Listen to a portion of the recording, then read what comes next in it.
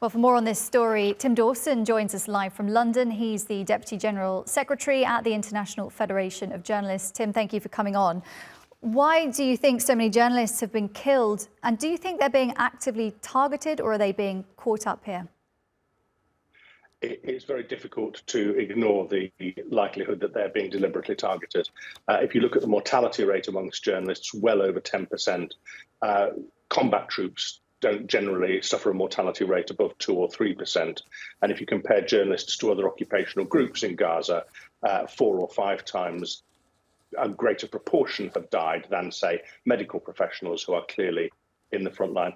And I think also, if you look at the extraordinary sophistication that Israel has with its targeting technologies, deploying deadly attacks in distant foreign cities, then it's clear that they have the capability to strike in that way. And I think there are desperately serious questions to answer. The number of journalists who've died is simply unconscionable. And Tim, what more can be done to keep these journalists safe at this point? Well, to be perfectly honest, against the kind of technology they're facing, it is very difficult indeed. My organisation, the International Federation of Journalists, has established solidarity centres where journalists can gather. We have informed the Israeli authorities of exactly where they are in the hope that that will prevent them being deliberately struck.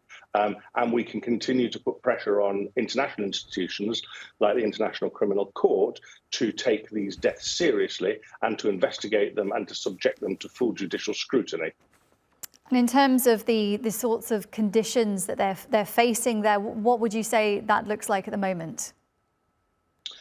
It's pretty desperate. I mean, almost the entire population of Gaza has been displaced.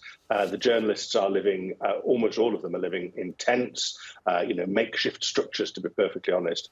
Where there is rented accommodation available, people are very reluctant to rent to journalists because so many of them have been targeted. So if you're a landlord of a building, taking somebody to live in your building who might be targeted by bombing is clearly unattractive. So the journalists have very little food, they have very little water, they have very little fuel.